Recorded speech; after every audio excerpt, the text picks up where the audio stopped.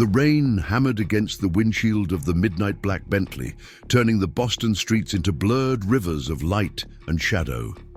Inside, cocooned in the scent of premium leather and subtle sandalwood air freshener, David Morgan tapped, his fingers against the steering wheel.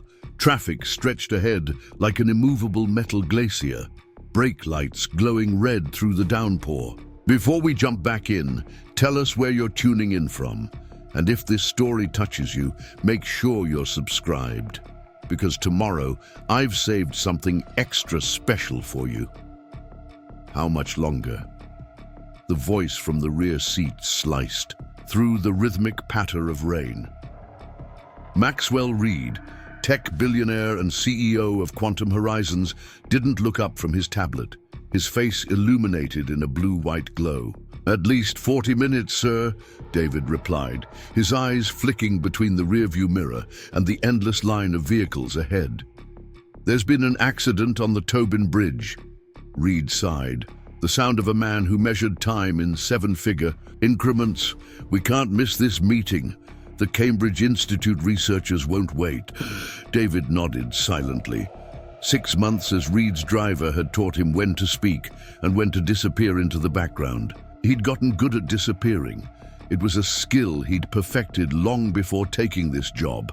A 38-year-old chauffeur with 3 community college attempts and a stack of rejection letters from every university physics program he'd applied to. "They're presenting the Coleman paradox solution," Reed continued, more to himself than to David. "If their approach to quantum entanglement is viable, it could revolutionize our entire data encryption division." David's eyes widened slightly, his attention suddenly caught by something other than the traffic. The Coleman paradox. He knew it intimately, had spent countless nights poring over every publication, every thread of discussion on specialized forums, the notebook beside his bed filled with calculations and theories. "The Coleman approach is fundamentally flawed," David said, the words escaping before he could catch them. "Their error is assuming linear progression in non-linear quantum states." Silence filled the car, heavy and immediate. In the rearview mirror, David watched Reed's head slowly rise from his tablet, eyes narrowing. "What did you just say?" Reed's voice was dangerously quiet. David swallowed hard. 6 months of careful invisibility shattered in 15 careless words. "I apologize, sir. I shouldn't have spoken out of turn." "No, repeat what you said. Exactly." David's hands gripped the steering wheel tighter. "I said the Coleman approach is fundamentally flawed because it assumes linear progression in non-linear quantum states." Reed set his tablet down. "And how exactly does a chauffeur know anything about the Coleman paradox or quantum entanglement theory?" The question hung in the air between them. David could feel sweat forming at his temples, despite the cool air conditioning. This was how jobs ended. This was how carefully constructed lives fell apart. "I study in my spare time, sir." The understatement of his life. Study didn't capture the obsession, the nights without sleep, the walls of his studio apartment plastered with equations, the discussion boards where no one knew that quantum theorist 447 was a driver who'd never finished a degree. "Pull over," Reed commanded. "Sir, find a place to stop the car, now." David guided the Bentley into an empty loading zone, his mind racing through unemployment scenarios. The windshield wipers kept their steady rhythm, the only sound as he shifted the car into park. Reed unbuckled his seatbelt and leaned forward. "Explain to me exactly what you meant about the Coleman approach." There was no going back. David took a deep breath and began to explain, his words hesitant at first, then flowing more confidently as he outlined the mathematical inconsistencies in Coleman's work. He sketched diagrams on the back of a receipt, broke down equations from memory, outlined the alternative approach he'd been developing during late nights at his kitchen table. Reed listened in complete silence, his expression unreadable. When, David finally finished. The billionaire stared at him for a long moment. Do you know how many PhDs have been working on this problem? David looked down. I've read their publications. And you think you've solved a quantum physics problem that has stumped the field's leading minds? Not solved, David corrected. I just see the flaw in their approach. Reed pulled his phone from his jacket pocket and dialed a number. Dr. Whitman, it's Reed. We're going to be late to the presentation, but I'm bringing someone you need to meet. No, not a team member. My driver. David had never been inside the Cambridge Institute of Technology. He'd driven past it hundreds of times. The gleaming modern complex standing in sharp contrast to the historical brick building surrounding it. He'd imagined walking through those doors, belonging there, but never like this, trailing behind a billionaire who'd just introduced him to the Institute's research director as someone with an interesting perspective. Dr. Eleanor Whitman's office overlooked the Charles River, the view now obscured by sheets of rain cascading down the floor-to-ceiling windows. The room was minimal. White walls, a glass desk, 3 chairs, and digital displays showing various equations and models that David recognized instantly. His heart pounded so loudly, he was certain the others could hear it. So, Mr. Morgan, Dr. Whitman began, her tone guarded but curious. Maxwell tells me you have thoughts on the Coleman paradox approach we're presenting today. David looked at Reed, who nodded slightly. The approach is elegant, David began. Carefully, but it fails to account for quantum superposition in non-linear states when the entanglement exceeds critical threshold. Dr. Whitman's eyebrows rose incrementally. And your background in quantum physics is self-taught, David replied, the words leaving a bitter taste. How many times had he heard that his lack of formal credentials made his ideas worthless? Mr. Morgan is my driver, Reed stated flatly, watching Dr. Whitman's reaction. Her expression shifted from curiosity to poorly masked dismissal. I see. Well, it's always interesting to hear enthusiasts' perspectives. David recognized the tone, the same one used by forum moderators and journal editors before rejecting his submissions. Part of him wanted to shrink away, to apologize for taking up their time, to return to the invisible role he'd perfected.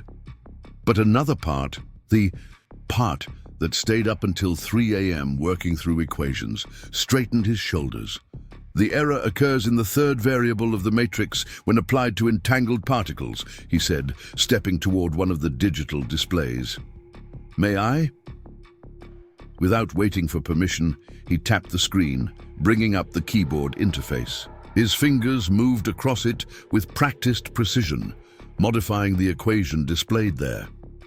The room fell silent except for the soft sound of keys and the rain against the windows. If you adjust the approach this way, David continued, completing the final line of the equation, the paradox resolves itself. The quantum states stabilize without collapsing the wave function. When he turned back, both Reed and Dr. Whitman were staring at him with identical expressions of shock. That's... Dr. Whitman began, then stopped, stepping closer to the display. That's not possible. It is if you consider non-Euclidean quantum space, David explained. The mathematics align perfectly when you stop trying to force linear constraints on exponential quantum expansion. Preparing and narrating this story took us a lot of time, so if you are enjoying it, subscribe to our channel. It means a lot to us. Now back to the story. Dr. Whitman's fingers traced the equation on the screen. We've been approaching this from the wrong angle entirely, she whispered, more to herself than to the others. She turned to David. How long have you been working on this? 3 years, he answered. Nights, weekends, whenever I wasn't driving. She looked at him as if seeing him for the first time. We have 18 researchers with doctorates who've been working on this problem for 5 years. Reed stepped forward. Then perhaps you have the wrong 18 people. Dr. Whitman ignored him, her focus entirely on David. Can you expand on the non-Euclidean approach? For the next hour, David Morgan, who had failed Physics 201 3 times at Boston Community College, explained quantum theory to one of the field's leading researchers. He sketched diagrams on the digital display, broke down mathematical proofs, and answered increasingly specific questions. The ease with which he navigated complex theoretical physics contrasted sharply with his worn uniform and the chauffeur's cap he'd nervously placed on Dr. Whitman's desk. As the rain began to subside outside, Dr. Whitman finally leaned back in her chair. "Mr. Morgan," she said slowly, "I'd like to invite you to present this approach at our research meeting today." David blinked. "I'm sorry?" "In approximately 40 minutes, the top quantum physicists in the country will be gathered in our main conference room. I want you to explain what you just showed me." Panic flashed across David's face. "Dr. Whitman, I don't have credentials. I don't have a presentation prepared. I don't even have the right clothes." He gestured helplessly at his uniform. "Quantum physics doesn't care what you're wearing," she replied, "and after what I just witnessed, neither do I." Reed, who had been silently observing, checked his watch. "I'll need to make some calls to reschedule my afternoon." He looked at David. "Unless you'd prefer to drive me back to the office." The question hung in the air between them. A choice between returning to the safety of invisibility or stepping into a world he'd only observed from the outside. "I'll need a whiteboard," David said finally. "I explain better with a whiteboard."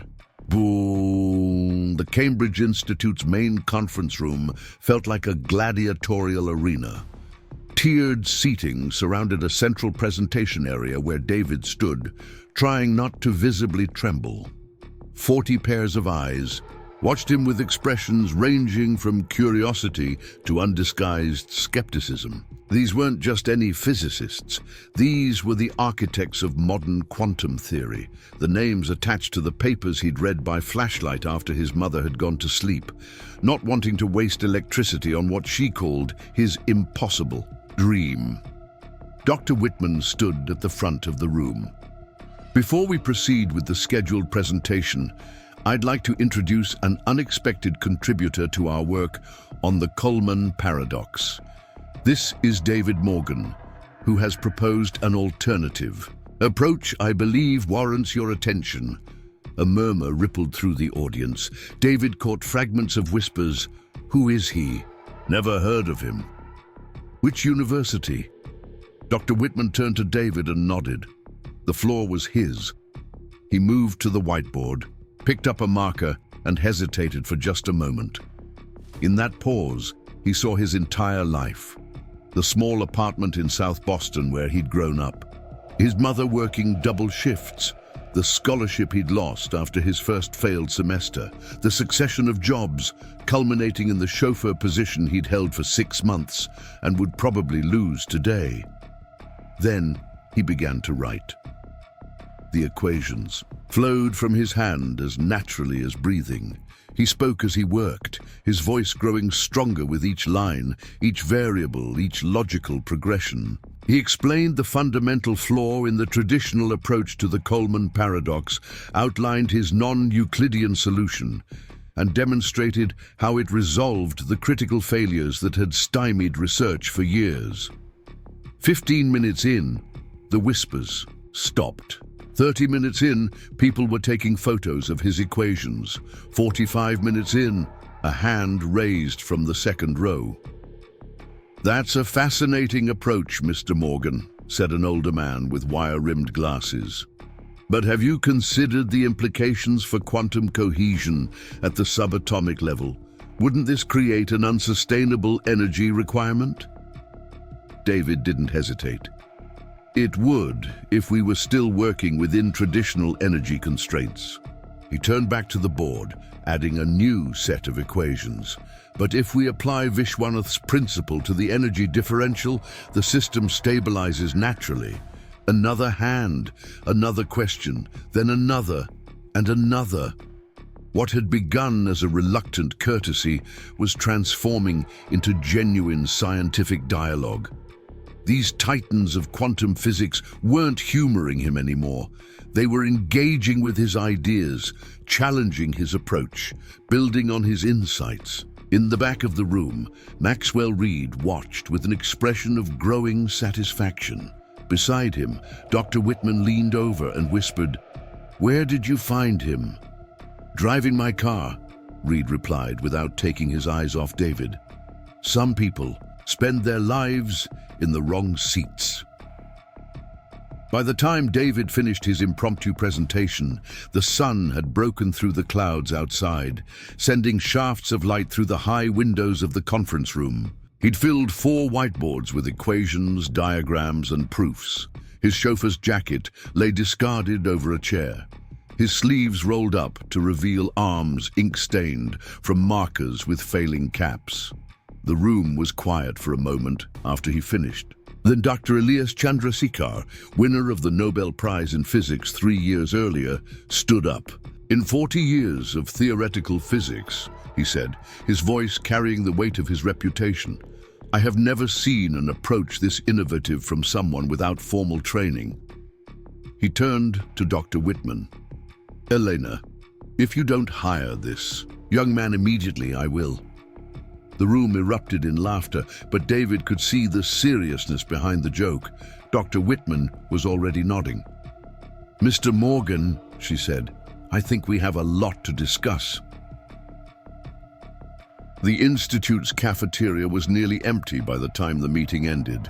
David sat across from Dr. Whitman and Maxwell Reed, a cup of untouched coffee cooling between his hands.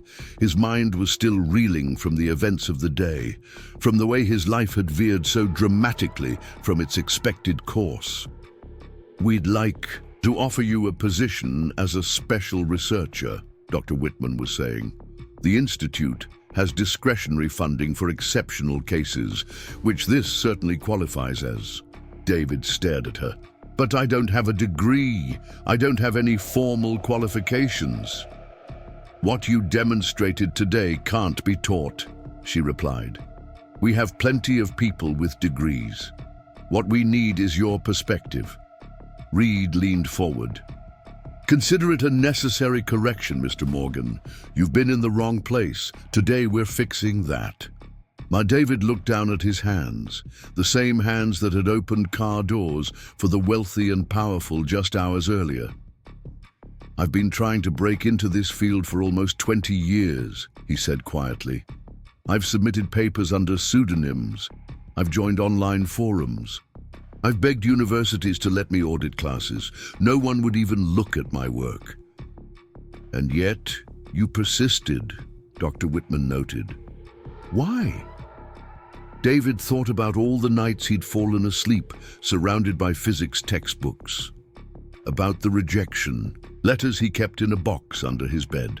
About the way equations sometimes appeared to him in dreams, perfect and beautiful. "Because the universe makes sense when I think about it this way," he answered simply. "The math. It's always been the only thing that felt right." Reed nodded as if this confirmed something for him. The world is full of people doing what's expected of them, not what they're meant to do. He pointed at David. "You were never meant to be a driver." "My contract with your company is hereby terminated," Reed interrupted, "with an excellent recommendation and my personal gratitude for your contribution to science." Dr. Whitman placed a folder on the table between them. "This contains our initial offer. Take some time to review it. We'll need to work out the details of your role, but I'd like you to start as soon as possible with the quantum entanglement team." David stared at the folder, but didn't reach for it. "What happens when everyone realizes I don't belong here? That I'm just a chauffeur who got lucky?" Dr. Whitman's expression softened. "Mr. Morgan, do you know how Einstein was employed when he developed his theory of relativity?" David nodded. "He was a patent clerk. And do you know why? Because no university would hire him." She pushed the folder closer to him. "History is full of outsiders who change science forever. today you took your first step into that tradition. Outside the cafeteria windows, the Boston skyline glittered in the late afternoon sun, the earlier storm leaving everything looking cleaner, fresher. David finally reached for the folder, his hand shaking slightly. "I don't have clothes for this job," he said, a small, almost laughable concern amid the day's momentous changes. Reed smiled for the first time. "I think it's time you were measured for something that fits properly, don't you?" 3 months later, David stood before a different audience. The lecture hall at MIT was filled to capacity.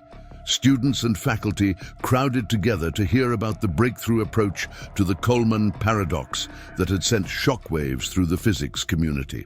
He adjusted the sleeve of his new blazer, still not entirely comfortable in clothes that actually fit him. On the front row, he spotted Maxwell Reed, who nodded almost imperceptibly. Beside him sat David's mother, her expression a mixture of confusion and fierce pride. She didn't understand what her son did, only that people now listened when he spoke. "Most of you don't know me," David began, his voice echoing through the hall. "6 months ago, I was opening doors and navigating Boston traffic. Today, I'm leading a research team at the Cambridge Institute."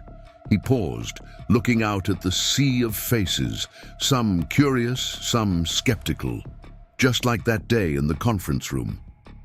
"But the truth is, I've always been a physicist, even when no one else could see it." Behind him, the first slide appeared on the massive screen. Not an equation or a graph, but a photograph of a Bentley caught in traffic on a rainy Boston afternoon. This is where it started. Or rather, this is where someone finally listened. And that's what I want to talk about today. Not just quantum entanglement, but the unlikely paths that lead us to our true work. As David launched into his presentation, a student in the back row leaned forward, eyes fixed on the speaker, hands clutching a worn notebook filled with equations no professor had ever seen. In that moment, watching someone who had crossed the impossible divide, the student felt something dangerous and essential take root: hope. In the front row, Maxwell Reed smiled again, recognizing the expression on the student's face. The same one he'd glimpsed in his rearview mirror 3 months earlier, right before a soft voice had shattered his assumptions about who could contribute to human knowledge. Some people spend their lives in the wrong seats, but sometimes, caught in traffic on a rainy day, the universe finds a way to correct its own errors. The Cambridge Institute's East Wing buzzed with an energy David hadn't experienced before. Scientists huddled around displays. Graduate students rushed between labs with tablets clutched to their chests. And through it all, David Morgan walked with a visitor badge clipped to his new shirt collar. 6 weeks had passed since the rainy day that had changed everything, yet he still felt like an imposter waiting to be exposed. "Morgan, just the man I needed," called Dr. Vincent Okafor, rushing toward him with a tablet in hand. The Nigerian-born quantum physicist had been among the first to embrace David's unorthodox approach. "I've been running simulations on your energy, differential equations all night. The results are astounding." David glanced at the data scrolling across the screen, his mind automatically processing the patterns. The stability curve is holding even at the higher energy states. Precisely. The Chandrasekhar team in Zurich wants to collaborate on the practical applications. They're talking about quantum processors that could... David. Dr. Whitman's voice cut through their conversation as she approached, her expression unreadable. "My office, please, now." Vincent raised an eyebrow, but said nothing as David nodded and followed the research director down the corridor. The glass-walled office had become a familiar space over the past weeks, the site of both encouragement and intense scrutiny. Today, it held an unexpected visitor. Professor Richard Lawrence from MIT's Department of Physics sat in one of the chairs, his posture rigid, hands folded on his lap. Lawrence was a legend in the field, and one of the primary architects of the Coleman approach that David had challenged. "Dr. Lawrence," David said, fighting to keep his voice steady, "it's an honor." The older man didn't smile. "Mr. Morgan, I've heard a great deal about you." Dr. Whitman gestured for David to sit. "Professor Lawrence has some questions about your work. I suggested a face-to-face discussion would be most productive." The atmosphere in the room crackled with tension. David knew what this was, the establishment coming to examine the anomaly, to determine if he was a genuine breakthrough or merely a fluke. "Your paper on non-Euclidean quantum space is provocative," Lawrence began, the word carrying clear undertones of skepticism. "I've spent 40 years in this field, Mr. Morgan, and I find it difficult to accept that someone without formal training could resolve issues that have stumped our best minds." David had prepared for this moment, had anticipated the resistance. Still, hearing it voiced so directly made his stomach tighten. "I understand your skepticism, Professor." "I would feel the same way. Would you?" Lawrence leaned forward. "Then perhaps you can explain something to me. Your derivation of the quantum stability function bears a remarkable similarity to Yamaguchi's work from 2018, yet you don't cite him." The accusation hung in the air. Plagiarism, the easiest way to discredit an outsider. "I've never read Yamaguchi's papers," David replied honestly. "But I'm not surprised there are similarities. When mathematical truths exist, different people can find the same path to them independently." Lawrence's eyes narrowed. "A convenient explanation." "It's the only one I have, sir. I'd be happy to walk through my derivation process step by step, including the false starts and mistakes that led me to the final approach." Dr. Whitman interjected. "I've personally reviewed Mr. Morgan's notebooks from years before he joined us, Professor. His work evolved organically, with clear documentation of his thought process." Lawrence seemed unmoved. "Elena, you know as well as I do that the scientific community won't accept a major paradigm shift from an unqualified driver without extraordinary proof." The word stung, but David kept his expression neutral. "What kind of proof would satisfy you, Professor?" Lawrence considered him for a moment. "The Barrington Conference is next month in Chicago. Present your work there. Subject yourself to questioning from the field's leading minds in a public forum. If your ideas stand up to that level of scrutiny, even I would have to acknowledge their merit." Dr. Whitman inhaled sharply. "Richard, that's perfect," David interrupted. "I'll do it." Both professors turned to him with surprise. "The Barrington Conference isn't a teaching seminar, Mr. Morgan," Lawrence warned. "It's where careers are made and destroyed. The questioning is rigorous, often aggressive." David met his gaze steadily. "All I want is for my work to be judged on its merits. If I'm wrong, I need to know. And if I'm right, others need to know. Isn't that how science is supposed to work?" A flicker of something, perhaps respect, crossed Lawrence's face. "Indeed, it is. Very well, I'll inform the committee." He stood, buttoning his jacket. "Prepare thoroughly, Mr. Morgan. You'll face the most difficult questions of your life on that stage." After Lawrence left, Dr. Whitman turned to David. "Do you understand what you've just agreed to? The Barrington Conference is the most prestigious event in theoretical physics. People prepare for months, years even." "I have 4 weeks," David replied calmly. "It's enough time." She studied him with a mixture of concern and admiration. "You know they're hoping you'll fail spectacularly." David nodded. "Success would force them to reconsider too many assumptions about physics and about who can contribute to it. And that doesn't frighten you?" He thought about the years of driving strangers who never looked at him, of submission rejections from journals that didn't bother to read his work. of professors who wouldn't allow him to audit classes.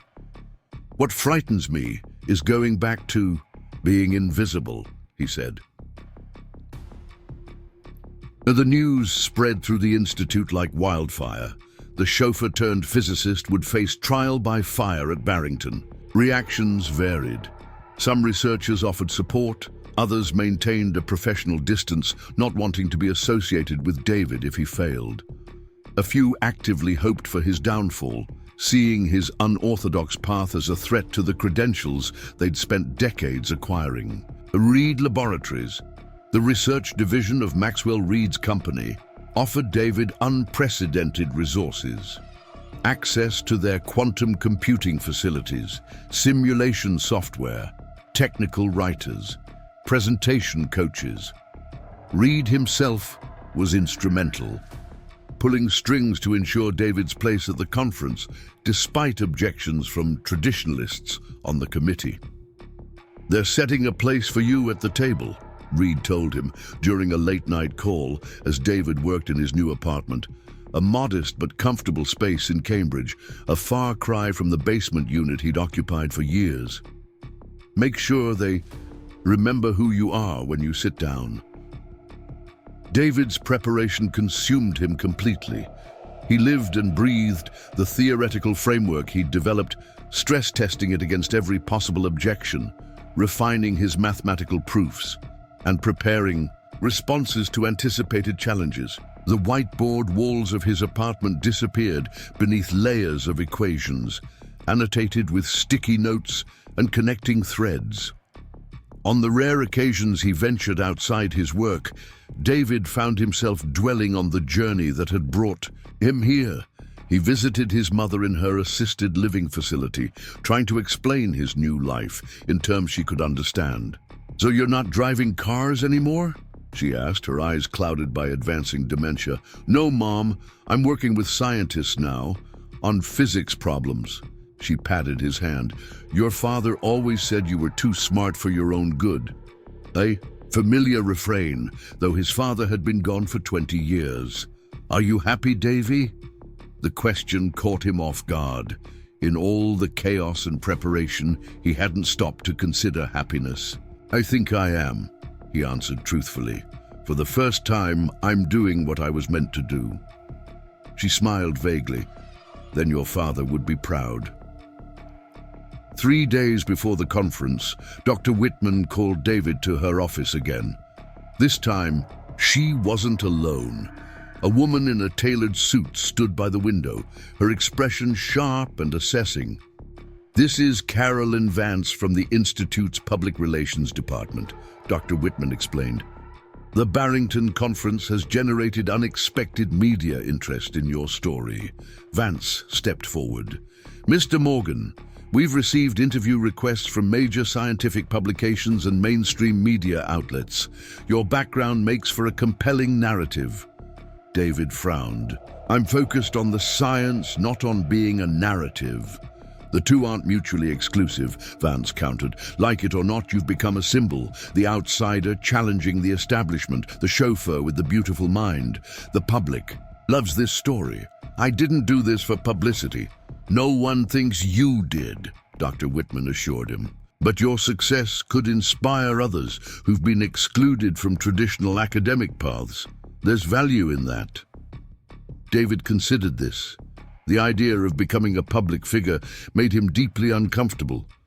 But he couldn't deny the power of representation. How many others like him were out there, brilliant minds trapped in roles that didn't fit, needing to see that barriers could be broken. "What exactly would these interviews involve?" he asked reluctantly. Vance's expression brightened. "We'd control the narrative carefully, focus on your journey, your perseverance, the breakthrough itself.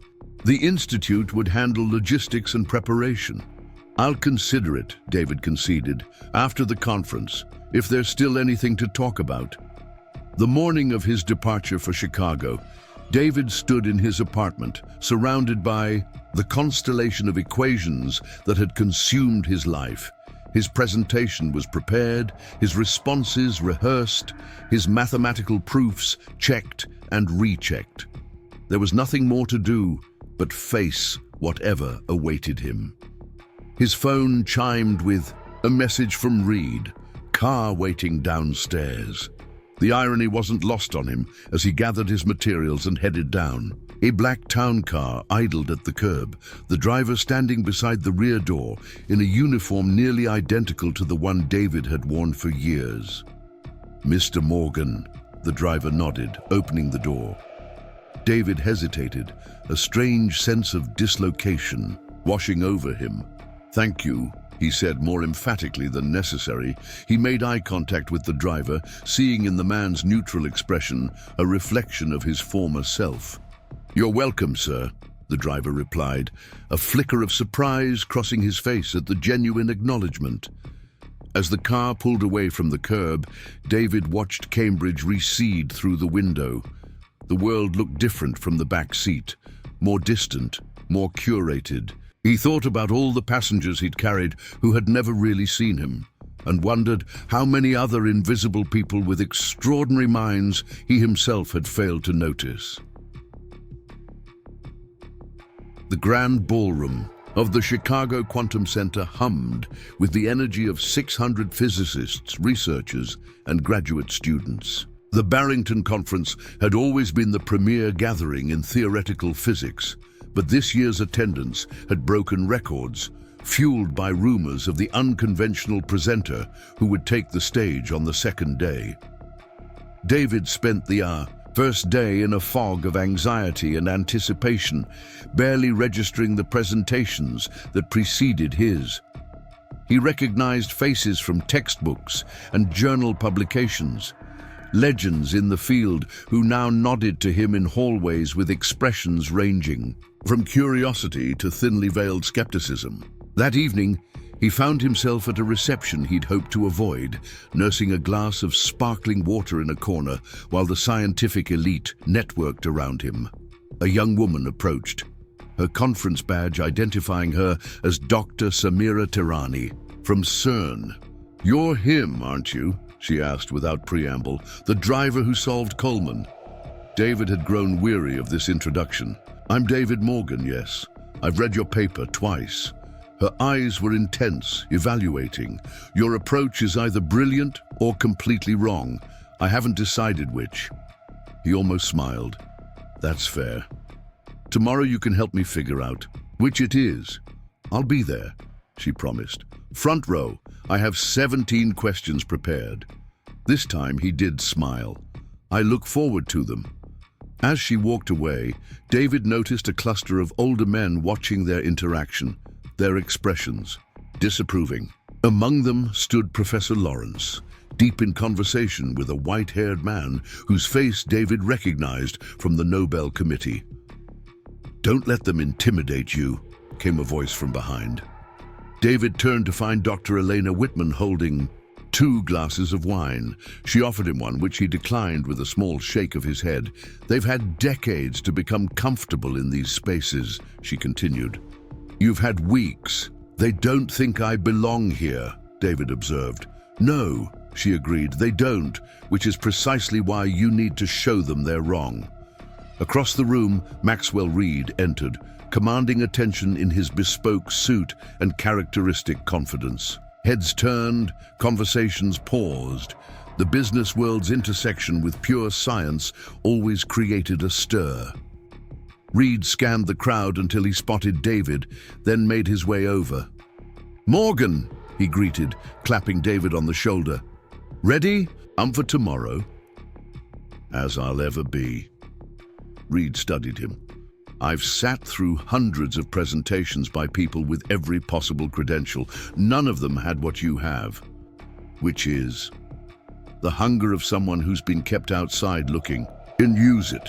Reed checked his watch. "I have a dinner with potential investors. Early breakfast tomorrow to review your presentation." David nodded, grateful for the billionaire's continued support, even as he wondered at the strange twist of fate that had transformed their relationship from employer-employee to something approaching mentorship. That night, David barely slept. He lay in his hotel room staring at the ceiling, running through his presentation mentally, anticipating challenges, rehearsing responses. The magnitude of what awaited him, the chance to legitimize not only his theory, but his very presence in this exclusive world, pressed down on him like a physical weight. At 3 a.m., he gave up on sleep. He sat at the desk in his hotel room and opened his laptop, reviewing his slides one more time. Then he did something he hadn't planned. He started a new document and began to write. Not equations or proofs, but his story. How a boy who loved physics had become a man who opened doors. For a living, how he'd studied in secret, submitted papers under pseudonyms, been rejected and ignored until a traffic jam changed everything. He wrote until dawn broke over Lake Michigan, casting golden light across his keyboard. He didn't save the document. He didn't need to. The act of writing had been for himself, a reminder of why tomorrow mattered beyond the science itself. The non-Euclidean approach to quantum entanglement, resolving the Coleman paradox, announced the conference moderator.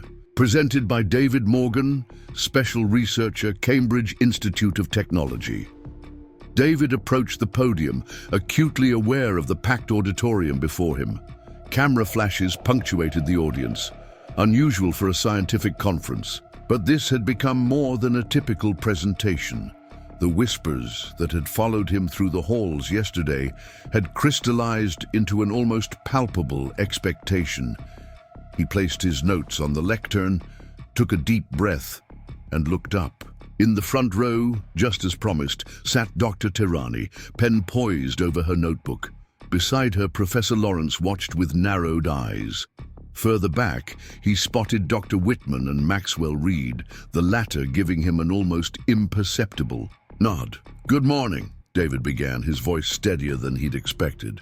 For those unfamiliar with the Coleman paradox, it represents one of theoretical physics' most persistent challenges, reconciling quantum entanglement with relativistic constraints in non-linear systems. He clicked to his first slide, a visual representation of the traditional approach. The prevailing methodology has been to force quantum phenomena into linear models because they're mathematically convenient, not because they're accurate. A murmur rippled through the audience. Beginning with a direct challenge was bold, perhaps reckless. This forced linearity creates the very paradox we've been trying to solve. David advanced to the next slide. When we instead acknowledge the inherently non-Euclidean nature of quantum space, the paradox doesn't require resolution. It simply ceases to exist. For the next 30 minutes, David guided his audience through his theoretical framework with methodical precision.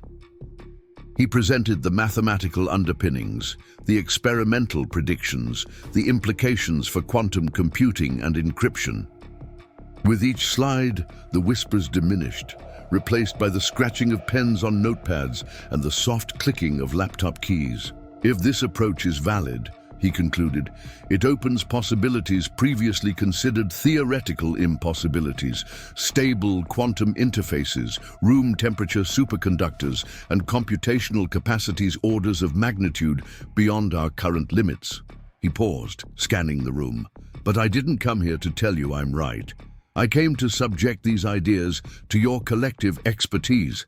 If they withstand your scrutiny, they deserve consideration regardless of their source.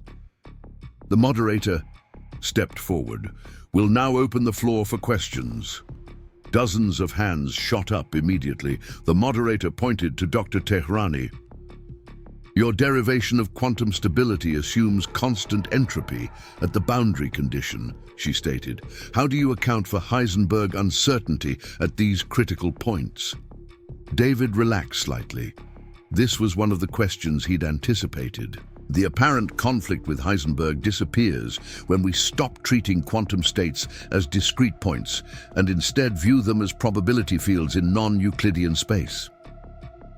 He quickly sketched an equation on the digital board behind him. This Reformulation maintains Heisenberg's principle while resolving the stability issue. Tehrani nodded slowly, making notes. Another hand, another question, then another. David answered each with growing confidence, his responses clear and concise, occasionally stepping to the board to annotate equations or draw diagrams. 45 minutes into the questioning, Professor Lawrence finally raised his hand. The room quieted noticeably, everyone aware of the history between the established physicist and the former chauffeur. "Mr. Morgan," Lawrence began, his tone measured, "your framework makes specific predictions about quantum coherence duration in entangled systems. Yet the Zurich experiments last year demonstrated decay rates that seem incompatible with your model. How do you reconcile this discrepancy?"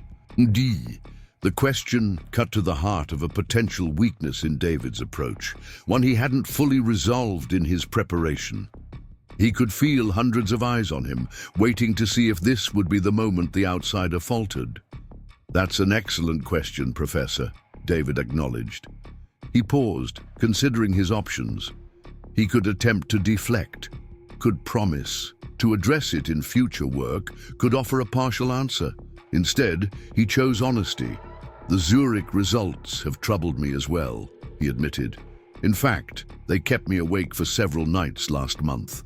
A ripple of surprised laughter moved through the audience, not the response they'd expected. "Initially, I thought they disproved aspects of my approach," David continued. "But upon closer examination, I realized the discrepancy might actually support the non-Euclidean framework."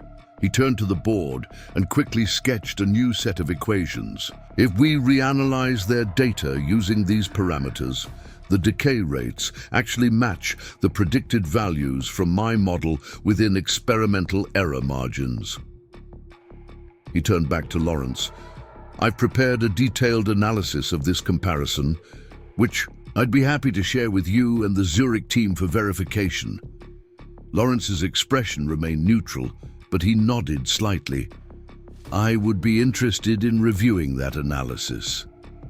The questioning continued for another hour, growing increasingly technical and specific. David fielded each inquiry, occasionally acknowledging limitations in his work or areas requiring further research, but never faltering on the core principles of his approach. As the session drew to a close, the moderator called for a final question. A young graduate student stood, looking somewhat intimidated by the prestigious gathering. "Mr. Morgan," she said, her voice soft but clear, "beyond the mathematical elegance, what real-world implications do you believe your framework might have if it proves correct?" It was the perfect closing question, one that allowed David to look beyond the equations to their meaning. "If this approach is valid," he replied, "we're standing at the threshold of a new era in physics. Quantum technologies currently considered decades away could become achievable within years. But beyond the practical applications, there's something more fundamental at stake." He paused, looking out at the sea of faces. "Science progresses when we question our assumptions, not just about the universe, but about who can contribute to our understanding of it. The next breakthrough might come from someone with the wrong credentials, but the right insight. My hope is that, regardless of how my specific theories are ultimately judged, they might help open doors for others who've been stuck on the wrong side of them." The applause began slowly, then built, spreading across the auditorium until it filled the space completely. David stood at the podium, momentarily overwhelmed by the response. As he gathered his notes, he caught sight of Maxwell Reed in the audience, the billionaire's expression one of undisguised satisfaction. In that moment, David realized that while the equations and proofs might be judged over months and years to come, he had already achieved something significant. He had made himself impossible to ignore. Later, as attendees filtered out of the Ballroom, a cluster of researchers gathered around David, business cards extended, questions continuing. Dr. Whitman watched from a distance, a smile playing at her lips. "Well?" Reed asked, appearing beside her. "Was our chauffeur worth the gamble?" She nodded slowly. "I'm not sure if he's solved Coleman definitively, but he's certainly reshaped the conversation." Lawrence looked positively stunned when David addressed the Zurich results. "They came expecting to witness a disaster," Reed observed. "Instead, they've had to reconsider their assumptions. About physics, about everything." Across the room, David was deep in conversation with Professor Lawrence and Dr. Tehrani, his hands moving animatedly as he explained a concept. For the first time since she'd known him, he looked completely present, neither apologizing for his place at the table nor doubting his right to it. "What happens now?" Reed asked. Dr. Whitman considered the question. "Now, the real work begins. Experimental verification, peer review, refinement of the theoretical framework. It could take years to validate his approach fully, but he's earned the chance to see it through." "Yes," she agreed, "and perhaps open the door for others like him." As the crowds thinned, David finally found himself alone at the edge of the emptying ballroom. He pulled out his phone and saw a message from his mother's care facility. "Had a good day. Keeps telling everyone her son is a scientist." The truth of it hit him suddenly. He was a scientist now. Not because of a title or a degree, but because he had done what scientists do. Proposed ideas, defended them with evidence, and submitted them to the judgment of a community of peers. He slipped his phone back into his pocket and looked around the now quiet ballroom, the space where everything had changed. And for the first time since that rainy day in Boston traffic, David Morgan smiled without reservation, no longer a man out of place, but exactly where he belonged. The morning after the Barrington conference, David awoke to a changed world. His phone overflowed with notifications, interview requests, congratulatory messages, invitations to speak at universities and research facilities across the globe. His email inbox had swelled to over 3,000 unread messages. Overnight, David Morgan had transformed from an anomaly to a phenomenon. The Boston Globe ran a front-page headline, "From driver's seat to podium, local chauffeur rewrites physics." Technology blogs dissected his presentation. Scientific journals expedited special editions focused on non-Euclidean quantum frameworks. Even morning talk shows wanted to discuss the beautiful mind behind the wheel story. David sat on the edge of his hotel bed, thumbing through the cascade of messages with a growing sense of unreality.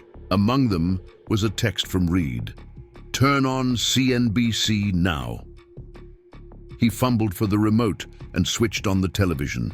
Reed's face filled the screen, the billionaire seated in a studio interview setting. "Investing $50 million in a new quantum research initiative," Reed was saying, "based on the framework David Morgan has pioneered." The interviewer leaned forward. "That's a substantial investment in work that hasn't yet been experimentally verified." Reed smiled. The Wright brothers hadn't verified flight when they built their first plane. Morgan's approach represents a fundamental paradigm shift. Those who wait for absolute certainty will miss the opportunity to shape what comes next. And what do you say to critics who suggest this is more about the compelling narrative, the chauffeur turned physicist, than the actual science? "I'd say they clearly weren't in the room yesterday," Reed replied smoothly. When Morgan addressed questions from the world's top physicists for nearly 2 hours without faltering, the Institute's experimental team has already confirmed initial predictions from his model. "We're not betting on a story, we're betting on results." David switched off the television, his heart racing. $50 million. Experimental verification. The magnitude of what was happening threatened to overwhelm him. His phone buzzed again. Dr. Whitman this time. "Are you watching the markets?" she asked without preamble when he answered. "Markets? No, why?" Reed's announcement triggered a surge in quantum computing stocks. Investors are scrambling to position themselves. The Institute's phone is ringing non-stop. She paused. "How soon can you get back to Cambridge? We need to move quickly." David glanced at his half-packed suitcase. "I can catch an afternoon flight." "Good. The board has called an emergency meeting. They want to establish a dedicated research division around your work, with you as director." He nearly dropped the phone. "Director? Elena, I don't have administrative experience. I don't even have a degree. What you have is more valuable. The vision driving this breakthrough and the ability to articulate it. We'll build a team to handle the operational aspects." Her voice softened slightly. "This is happening, David. The question is whether you're ready to lead it." After hanging up, David stood at the window overlooking Chicago's skyline, watching the morning light glint off glass and steel. 6 months ago, he had been navigating morning traffic in Boston, invisible to the world. Now the world wouldn't stop looking at him. His reflection stared back from the window. The same face, but different somehow. More certain, less apologetic. He wondered if this was how Reed felt all the time, standing at the center of possibilities he himself had created. David's phone rang again, an unknown number. "Mr. Morgan?" The voice was unfamiliar, female, professionally polished. "This is Amanda Chen from the MacArthur Foundation. We'd like to discuss your nomination for this year's Fellows Program." The MacArthur Genius Grant.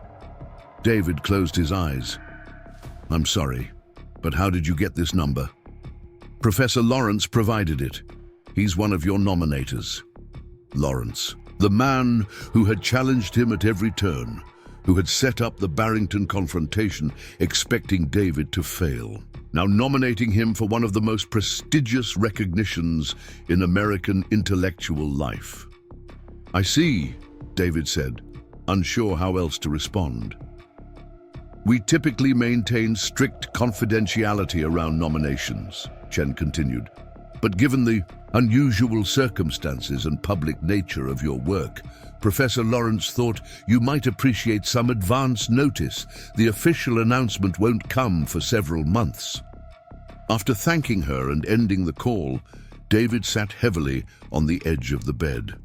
The pace of change had become disorienting.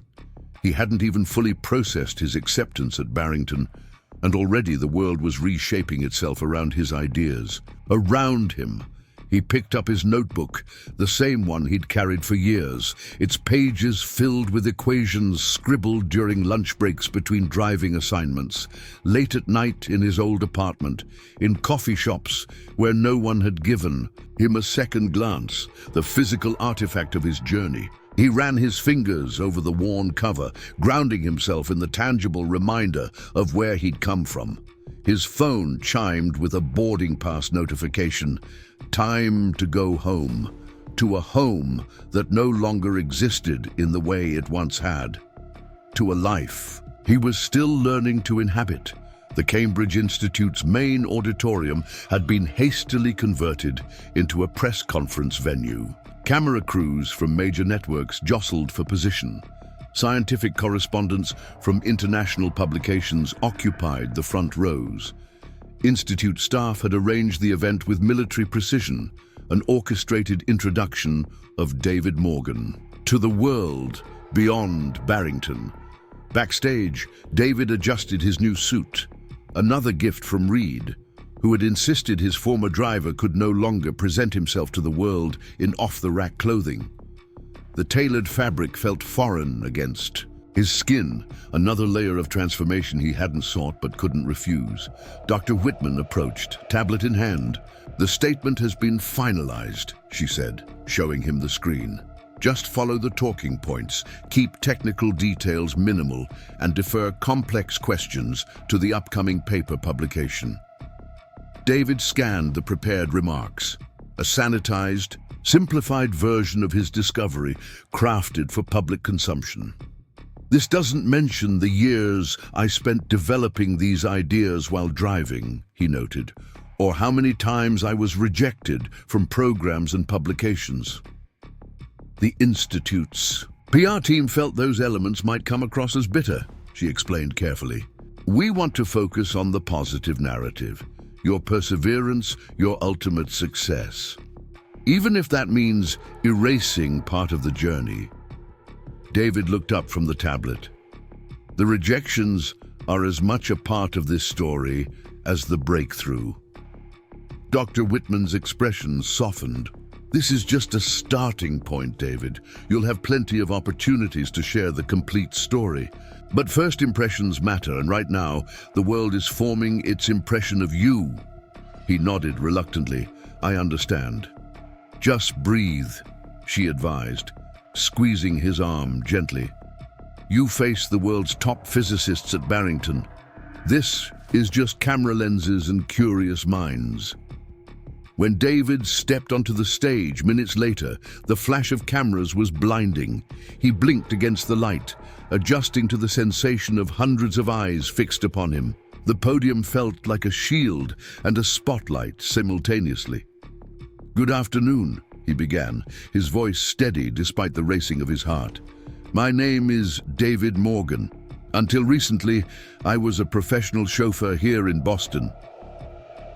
The prepared statement flowed more naturally than he'd expected, the words finding their rhythm as he spoke about the non-Euclidean approach, its implications, and the Institute's commitment to developing the framework further.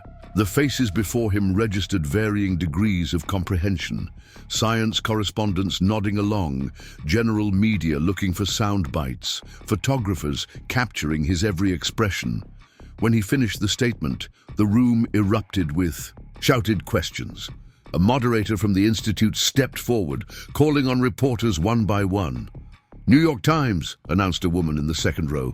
Mr. Morgan, can you explain how someone without formal academic credentials developed such a revolutionary framework? David leaned into the microphone. Physics doesn't care about credentials. The universe reveals its patterns to anyone willing to observe carefully enough. I had the advantage of approaching these problems without being constrained by traditional thinking. Because you weren't trained properly? Interrupted a voice from the back. The room quieted. David found the source. A middle-aged man with a skeptical expression, his press badge not immediately visible. I wouldn't say properly, David replied evenly. I'd say conventionally. There's value in rigorous academic training. There's also value in approaches that develop outside those structures. He paused. The history of science is full of outsiders whose contributions were initially dismissed because of who they were rather than the merit of their ideas. Another reporter raised her hand. BBC Science. The quantum physics community is notoriously conservative. How have they responded to your work? With appropriate skepticism, David answered honestly. Which is exactly as it should be. Science advances through rigorous questioning, not immediate acceptance. The experimental verification process has just begun, and I welcome the scrutiny. Wall Street Journal, called a man near the front.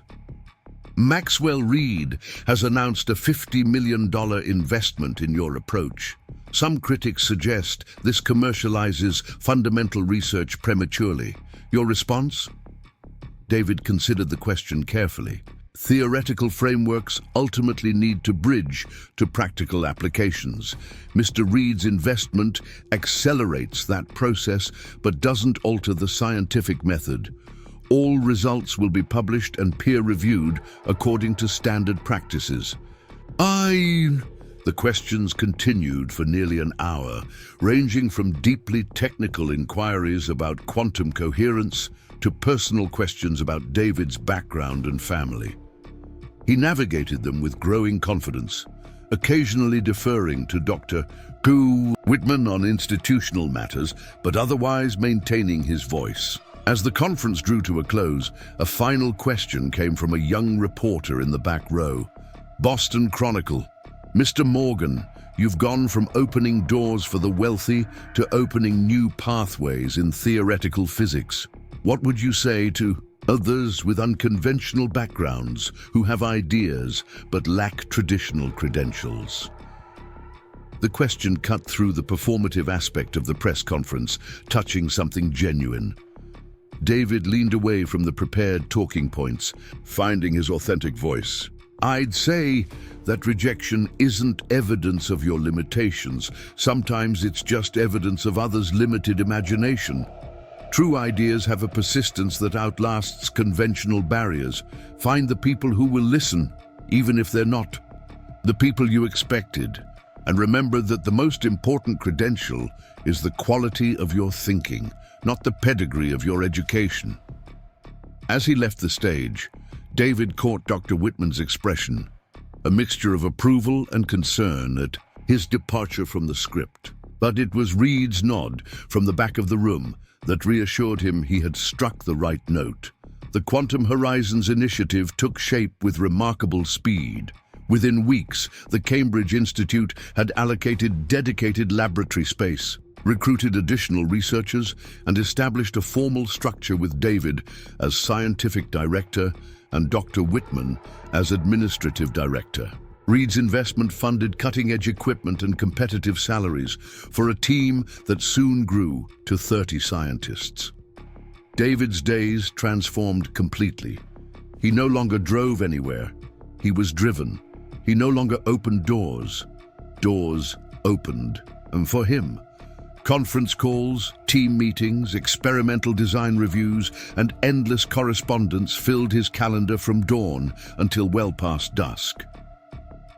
The notebooks that had once been his private sanctuary became collaborative documents, their ideas expanded and refined by minds that now recognized their value. 3 months after Barrington, the first experimental results arrived from the Institute's quantum lab, preliminary confirmation of key predictions from David's theoretical framework. The data showed quantum coherence maintaining stability under conditions the traditional approach had deemed impossible. It wasn't definitive proof, but it was compelling evidence that the non-Euclidean model captured something essential about reality that previous approaches had missed. The publication of these results in physical review letters triggered another wave of attention. Research institutions worldwide began allocating resources to explore implications of the Morgan framework, as it was now commonly called. Graduate students oriented their dissertations around aspects of non-Euclidean quantum mechanics. Funding agencies prioritized related projects. Through it all, David struggled to reconcile the external validation with his internal sense of self.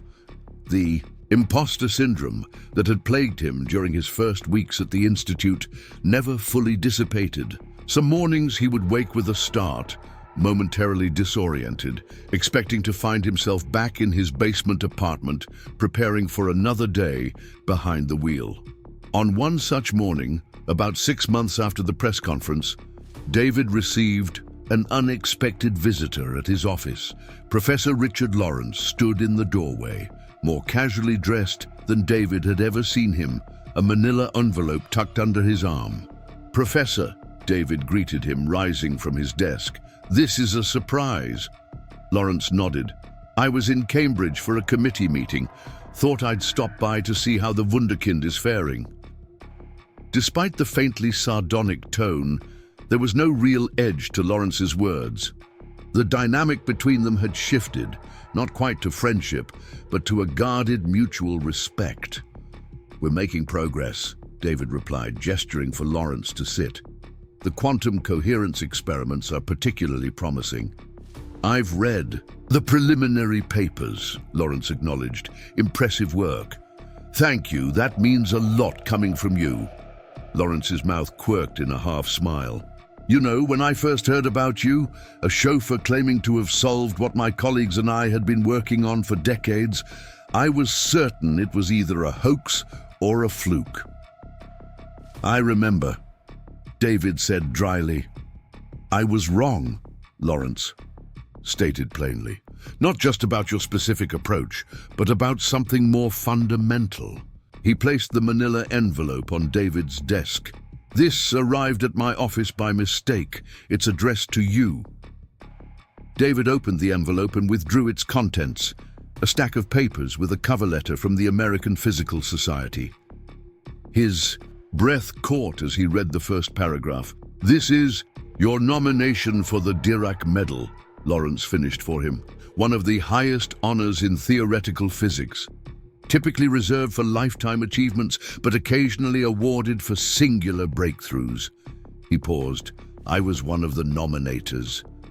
David looked up, genuinely stunned. Why? Lawrence considered the question carefully. Because science isn't just about discovering new truths. It's about acknowledging when we've been wrong, about the universe and about each other. He adjusted his glasses. Your work forced me to reconsider assumptions I'd held for 40 years. That's the mark of a significant contribution. After Lawrence left, David sat alone in his office, the nomination papers spread before him.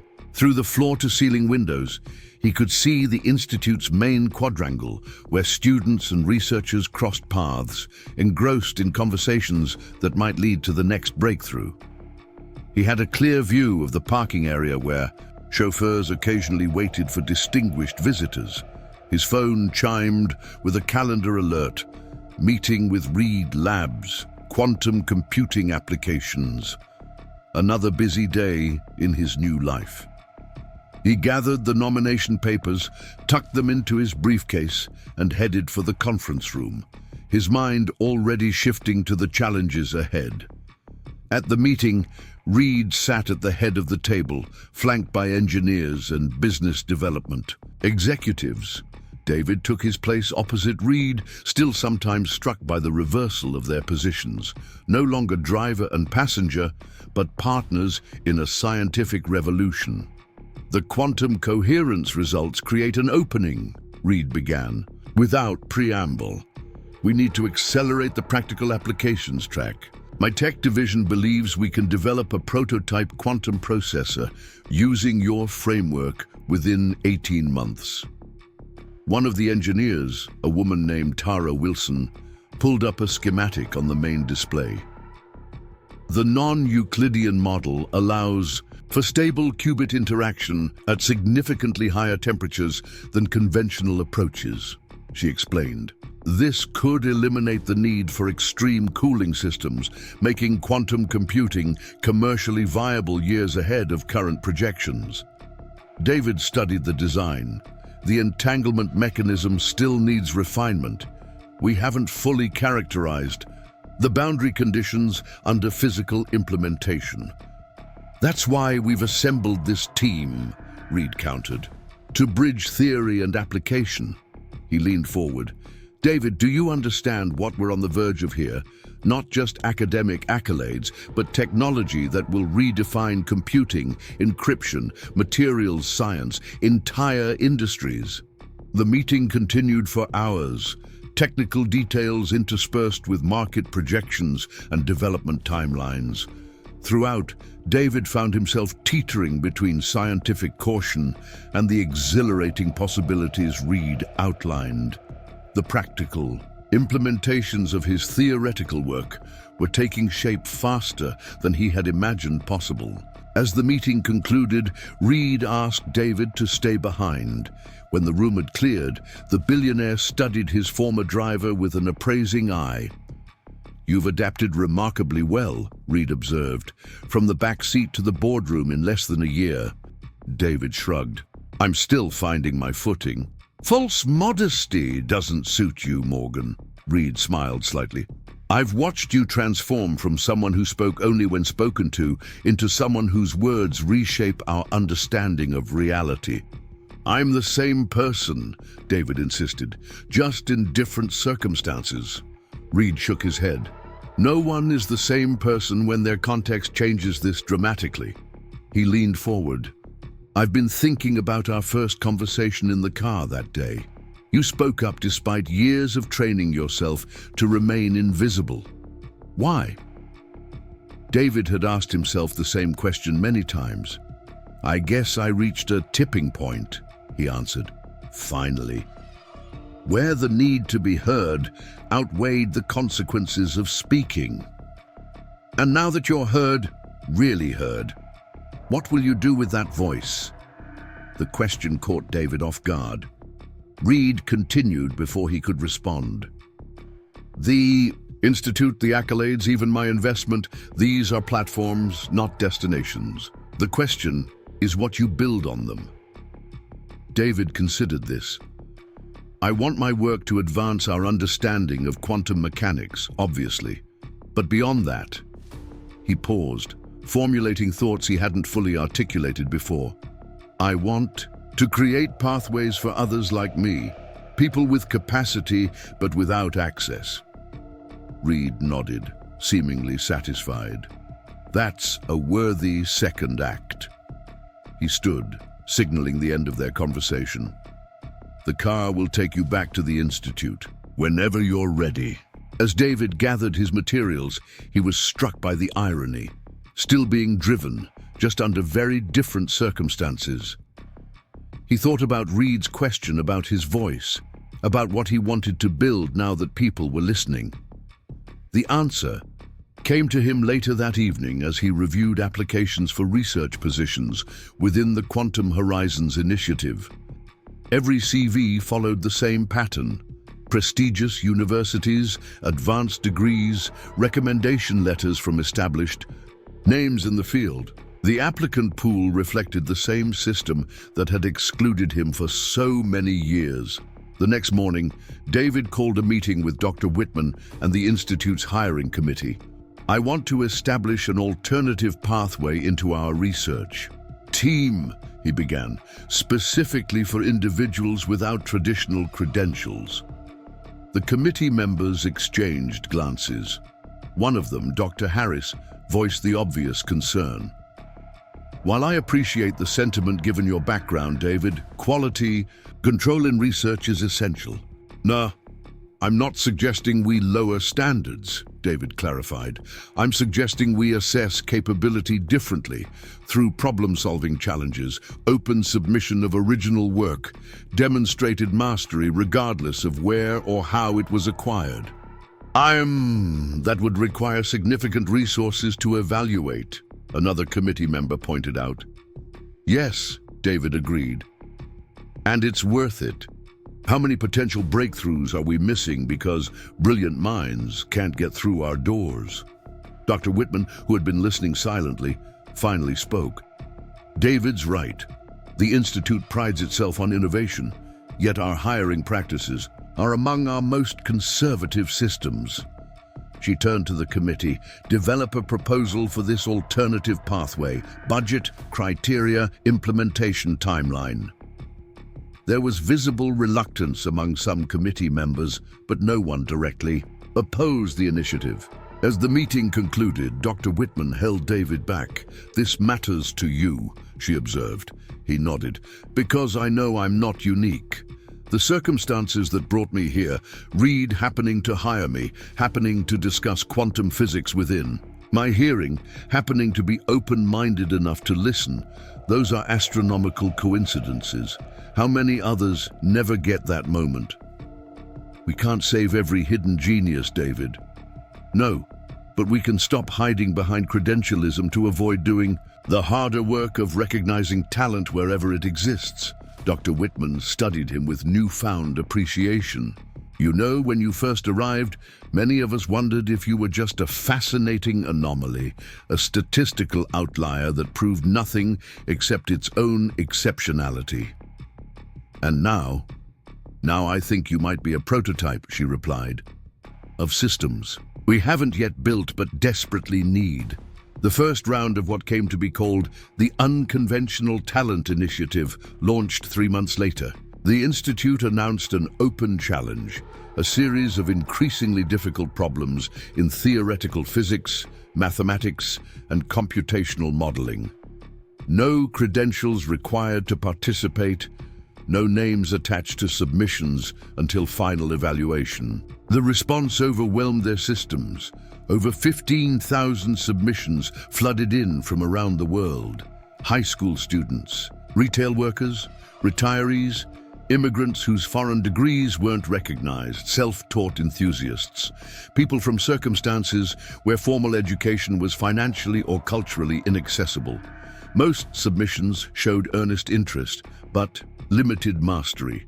Some demonstrated remarkable insights in specific areas, and a handful, 12 to be exact, revealed minds of extraordinary capability that had somehow remained outside the traditional scientific establishment. Among them was Maria Diaz, a cleaning woman at a community college in Arizona who had taught herself physics by sitting in on classes she was supposed to be vacuuming after hours. James Chen, a delivery driver who had developed a novel approach to quantum field calculations between routes. Aisha Okafor, a Nigerian woman whose visa restrictions had prevented her from accepting university admission but hadn't stopped her from continuing her studies independently. David interviewed each of the 12 finalists personally. Their stories echoed his own in different keys. The struggle for recognition, the closed doors, the persistence of ideas that demanded expression regardless of circumstance. By the end of the interview process, the initiative had extended offers to all 12, creating positions that matched their specific capabilities rather than forcing them into predetermined roles. The mainstream scientific community reacted with predictable skepticism. Editorials questioned the rigor of the selection process. Established researchers worried about dilution of standards. Academic institutions defended their gatekeeping practices as necessary quality control. Yet, as the first cohort of unconventional researchers integrated into the Quantum Horizons teams, their contributions quickly silenced many critics. Diaz's intuitive understanding of quantum coherence proved instrumental in solving a persistent experimental challenge. Chen's computational approach streamlined simulation processes. Okafor identified a mathematical relationship between seemingly unrelated quantum phenomena that opened new research directions. 1 year after his appearance at the Barrington Conference, David Morgan stood at a podium again, this time to accept the Dirac Medal. The ceremony at the International Center for Theoretical Physics in Trieste, Italy, brought together the global physics elite to honor work that had progressed from controversial theory to experimentally supported framework with remarkable speed. David's acceptance speech began conventionally enough, acknowledging collaborators and expressing gratitude to the Institute. But as he continued, he departed from the expected script. "This medal recognizes a theoretical breakthrough," he said. "But I want to focus on a different kind of theory, one about how science itself works." He paused, looking out at the distinguished audience. "For centuries, we've operated on the assumption that the path to scientific contribution runs exclusively through traditional academic channels. That assumption has cost us incalculable, lost potential." The room grew utterly still. "I stand before you not as an exception that proves the rule, but as evidence that the rule itself is flawed. In the past year, through the Unconventional Talent Initiative, we've identified 12 individuals with extraordinary scientific capability who were systematically excluded from participation in research. 12 from just one open call." He reached into his pocket and withdrew a small notebook, worn, creased, its pages filled with equations written during his years as a chauffeur. He held it up for the audience to see. "This contains the earliest versions of the work you're recognizing today, written in the front seat of a car between driving assignments. For years, I couldn't get anyone to look at these ideas, not because they lacked merit, but because I lacked credentials. He set the notebook on the podium. How many notebooks like this exist right now, filled with insights we need but will never see? How many solutions are we missing because we've decided in advance who is qualified to solve problems? A murmur ran through the audience, discomfort mixed with recognition. The questions facing science today, climate change, disease, sustainable, energy, the fundamental nature of reality, these are too important for us to limit who can contribute to answering them. Genius doesn't wait for permission, but progress requires access. David left the podium to a standing ovation, led notably by Professor Lawrence and the other senior physicists who had initially been his most vocal skeptics. The applause continued as he returned to his seat, where Reed waited with an expression that combined pride and satisfaction. "Not bad for a chauffeur," Reed murmured as David sat down. "Former chauffeur," David corrected with a small smile. Later that evening, at the reception following the ceremony, David found himself in conversation with Dr. Samira Tehrani, who had confronted him with 17 questions at Barrington and subsequently become one of his most valued collaborators. "Your speech made many people uncomfortable," she observed, sipping champagne. "Including you." She considered this. "Yes, but productively so. You're challenging systems I've benefited from, forcing me to confront my own complicity and exclusion." She paused. "It's necessary work."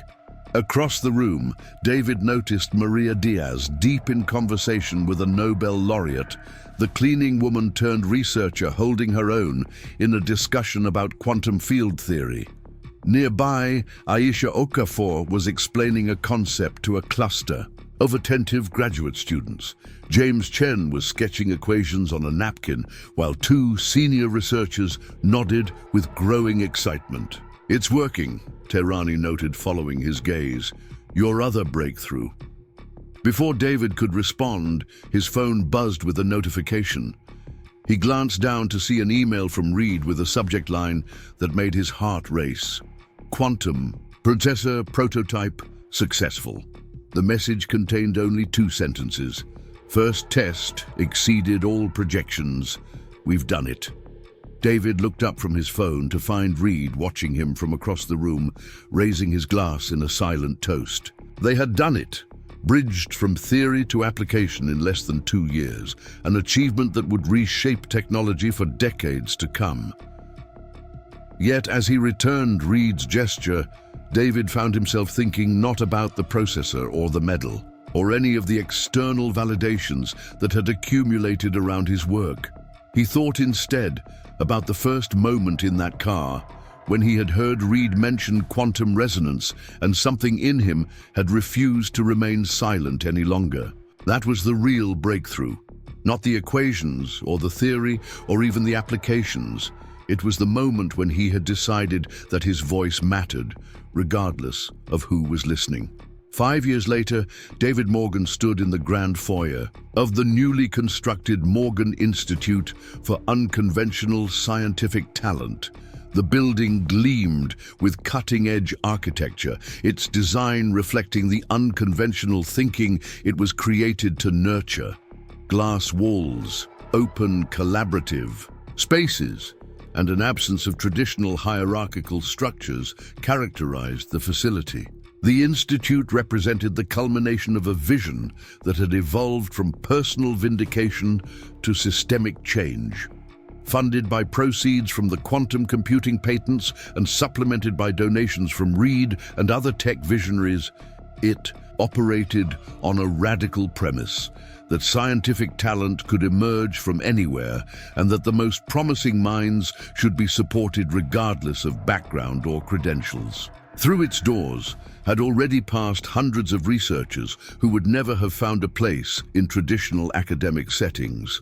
brilliant thinkers discovered through open challenges, community outreach, and a global talent spotting network that specifically sought capability in unexpected places. The Morgan framework for quantum mechanics had by now been experimentally verified to such an extent that it appeared in standard physics textbooks. The non-Euclidean approach had spawned multiple sub-disciplines and applications, from room temperature quantum computing to revolutionary advances in materials science. David's name had joined the pantheon of physicists whose work fundamentally altered humanity's understanding of reality. Yet as he walked through the institute that bore his name, he took greater pride in the diversity of people filling its labs and workspaces. Former factory workers collaborated with high school dropouts and self-taught theorists from developing nations. Ideas flowed without regard for credentials or hierarchy. Problems were attacked from angles that conventional training would never have considered. David paused at a window overlooking the central courtyard, where a statue stood, not of himself, as some had suggested, but of an empty chauffeur's cap cast in bronze, resting on an open book of blank pages. The plaque beneath it read simply, "For all those yet to be heard." "Admiring your handiwork," came a familiar voice.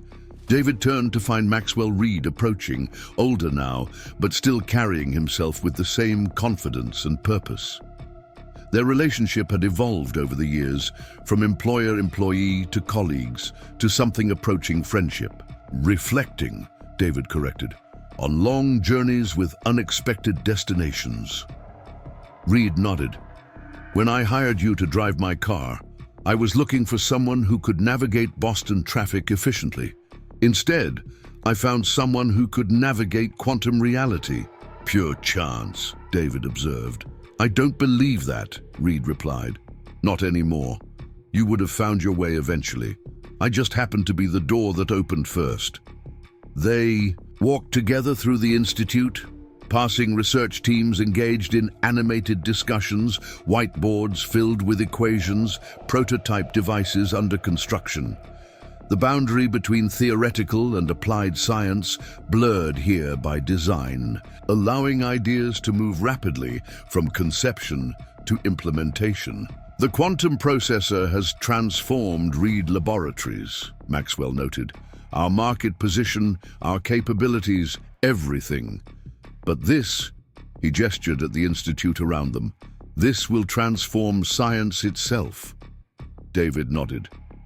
"That's the hope." They reached a conference room where Maria Diaz, now the Institute's Director of Research Integration, was preparing for the day's board meeting.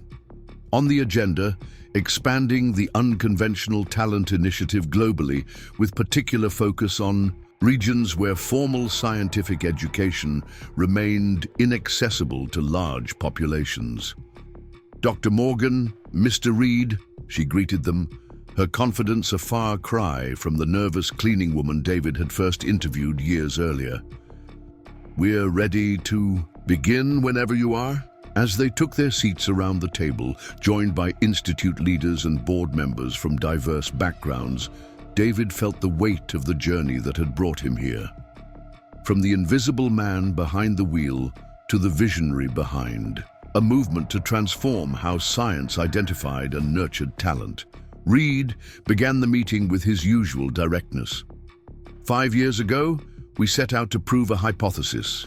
That extraordinary scientific capability exists far beyond traditional academic pathways, and that by identifying and supporting that talent, we could accelerate human progress across multiple fields." He gestured to the data displayed on the main screen, research outputs, breakthrough metrics, and impact assessments from the Institute's first 5 years. The results were unequivocal. Teams combining conventional and unconventional researchers consistently outperformed homogeneous groups in innovation, problem-solving, and translation of theory to application. "The data supports our hypothesis," Reed concluded. "Now it's time to scale the model." The discussion that followed was intense and detailed. Funding mechanisms, selection processes, partnership structures with institutions worldwide. Throughout, David found himself thinking about the young man who had once sat in countless parking lots, reading physics papers between driving assignments, wondering if his ideas would ever matter. As the meeting concluded, David remained behind while the others filed out. He walked to the window overlooking the Boston skyline, the same city where he had once navigated rush-hour traffic, invisible behind the wheel, his mind filled with equations no one had asked to see. His reflection stared back at him, older now, more confident, the uncertainty replaced by purpose. The world had changed, and he had changed with it. Yet something essential remained the same, the drive to understand, to solve, to see patterns where others saw only chaos. David Morgan had never intended to become a symbol or start a movement. He had simply refused to be silent when he had something valuable to say. That single moment of courage in a traffic jam had altered not just his life, but the lives of countless others who would now have the chance to be heard. Outside, a sleek, autonomous vehicle pulled up to the Institute's entrance, ironically, powered by quantum processors developed from David's theoretical work. No human driver required. The irony wasn't lost on him. The future would unfold in ways even he couldn't calculate or predict. New minds would emerge from unexpected places, bringing perspectives and insights that would reshape reality again and again. The only certainty was that many of those minds would now have a chance to contribute, a chance they wouldn't have had before. A chauffeur whispered a formula during traffic and changed not just physics, but the very nature of who gets to participate in science. David touched his hand to the window, a quiet gesture of gratitude to the universe that had finally heard him. Then he turned and walked back into the institute that bore his name but belonged to all those who had ever looked up at the stars or down at equations and thought, I understand something important, if only someone would listen. Up next, you've got two more standout stories right on your screen. If this one hit the mark, you won't want to pass these up. Just click and check them out.